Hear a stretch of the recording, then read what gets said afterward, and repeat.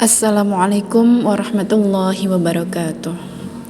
Alhamdulillah, alhamdulillahilladzi arsala rasulahu bil huda waddinil haq liyudhhirahu 'alad dini kullih wa kafa billahi syahida. Asyhadu an la ilaha illallah wahdahu la syarikalah wa asyhadu anna Muhammadan 'abduhu wa rasuluhu la nabiyya ba'dah. Yang kami hormati Ibu Ketua Pimpinan Daerah Aisyah Kabupaten Gresik beserta jajarannya, ibu-ibu dari pimpinan cabang Aisyah se-Kabupaten Gresik maupun dari pimpinan ranting Aisyah se-Kabupaten Gresik yang mudah-mudahan selalu dirahmati oleh Allah Subhanahu wa taala.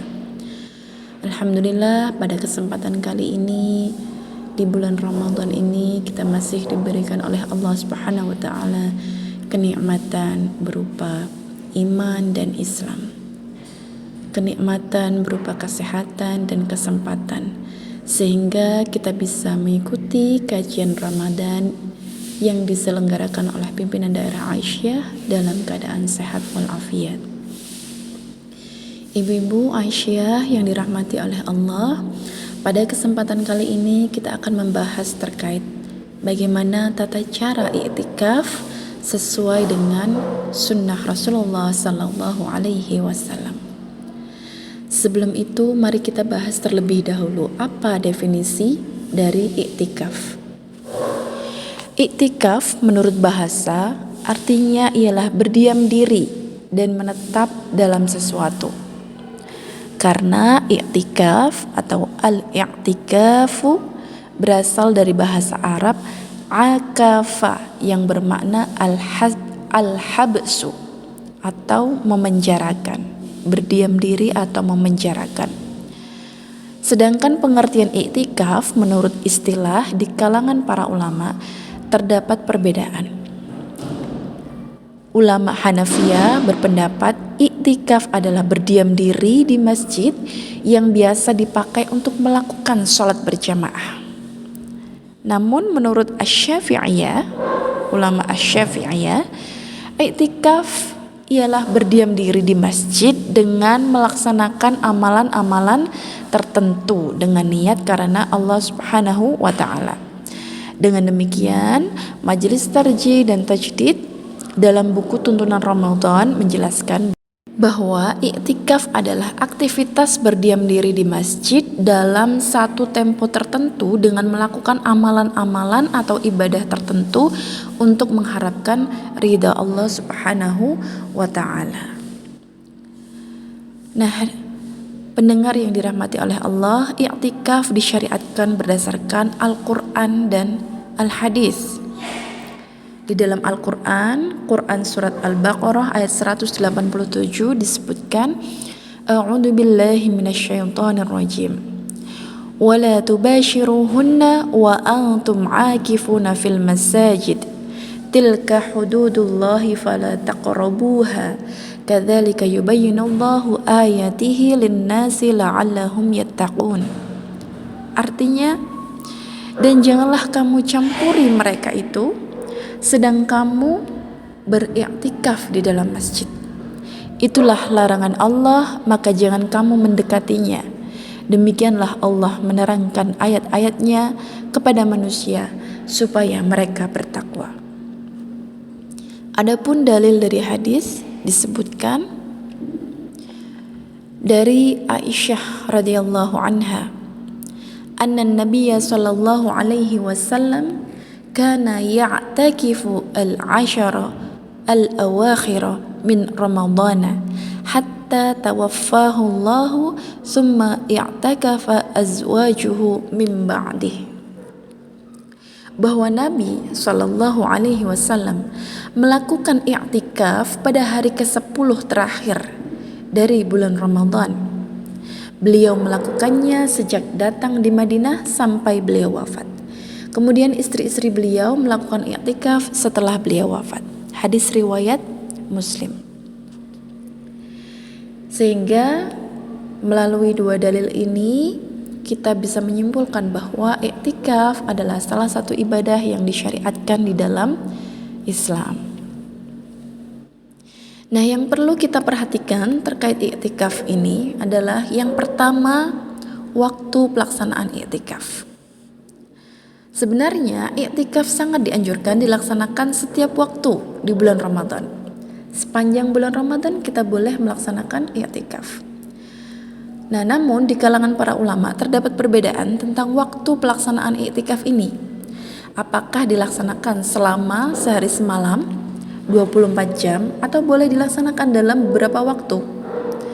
Maka para ulama di antaranya adalah Al-Hanafiyah berpendapat bahwa i'tikaf dapat dilaksanakan pada waktu yang sebentar dan tidak ditentukan batasan lamanya, minimalnya berapa. Yang penting sudah berniat i'tikaf. Namun menurut Al-Malikiyah, i'tikaf dilaksanakan dalam waktu minimal 1 malam 1 hari, artinya 24 jam. Nah, Majelis Tarjih menyimpulkan bahwa i'tikaf itu dapat dilaksanakan dalam beberapa waktu tertentu, misalnya 1 jam, 2 jam, 3 jam, dan seterusnya. Itu sudah boleh dikatakan sebagai i'tikaf dan boleh juga dilaksanakan dalam sehari semalam. Yang kedua adalah terkait tempat pelaksanaan i'tikaf. Di Quran Surat Al-Baqarah ayat 187 tadi disebutkan bahwa i'tikaf itu dilaksanakan di masjid. Namun di masyarakat kita memahami bahwa masjid itu ada masjid yang digunakan sebagai tempat sholat Jumat, ada masjid yang hanya digunakan untuk sholat 5 waktu, atau bahkan ada masjid yang hanya digunakan sholat beberapa waktu saja. Tidak setiap waktu sholat 5 waktu itu masjid itu digunakan untuk sholat, begitu. Nah, apakah boleh kemudian kita beriktikaf di masjid biasa, masjid yang tidak digunakan setiap saat untuk sholat, tidak 5 waktu dilaksanakan sholat, apalagi sholat Jumat? Nah, maka menurut Majelis Tarjih bahwa kita boleh melaksanakan i'tikaf yang memang diutamakannya di masjid jami, masjid yang digunakan untuk melaksanakan sholat Jumat. Namun juga tidak apa-apa jika masjid terdekat kita ternyata adalah masjid biasa yang tidak digunakan untuk sholat Jumat, ataupun masjid yang sebenarnya bukan masjid terdekat dari rumah kita, namun kita lebih seraknya beriktikaf di masjid tersebut, misalnya lebih tenang, lebih bersih, dan lain sebagainya. Maka boleh ya melaksanakan i'tikaf di masjid biasa maupun masjid yang kita sebut sebagai masjid jami. Yang selanjutnya adalah syarat i'tikaf.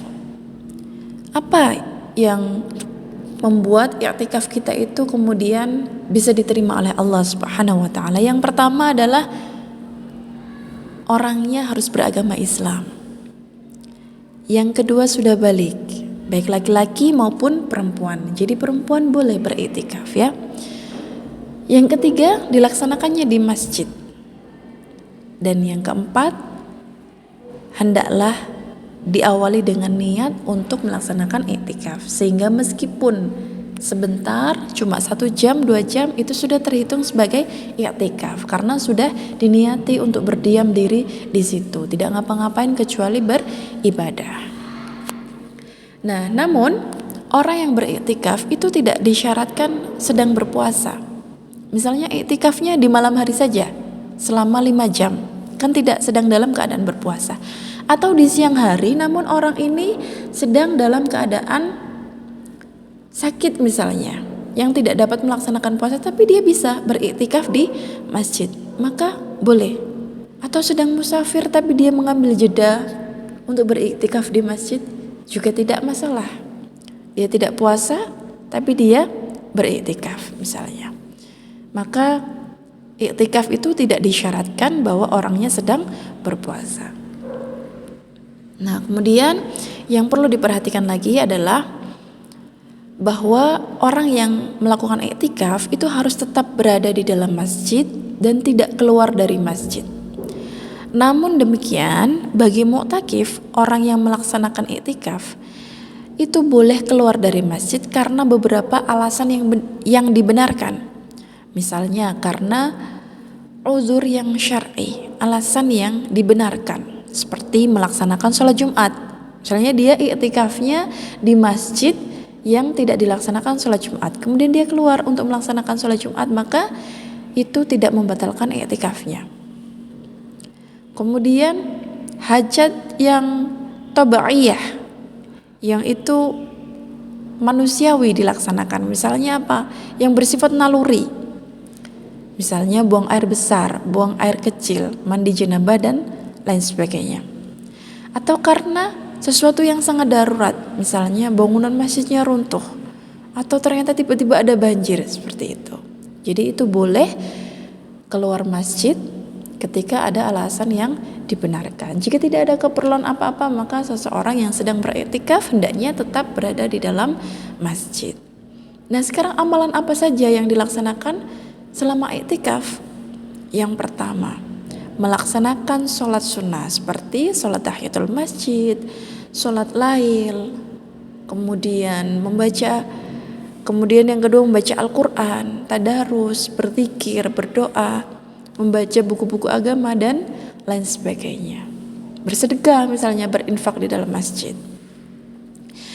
Nah, dengan demikian maka insya Allah jika kita sudah memperhatikan beberapa hal tadi, insya Allah kita bisa melaksanakan i'tikaf sudah sesuai dengan sunnah yang diajarkan oleh Rasulullah Sallallahu Alaihi Wasallam.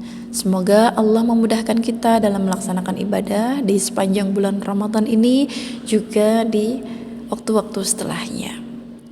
Demikian, nasrun minallahi wa fathun qarib wa basyiril mu'minin. Wassalamualaikum warahmatullahi wabarakatuh.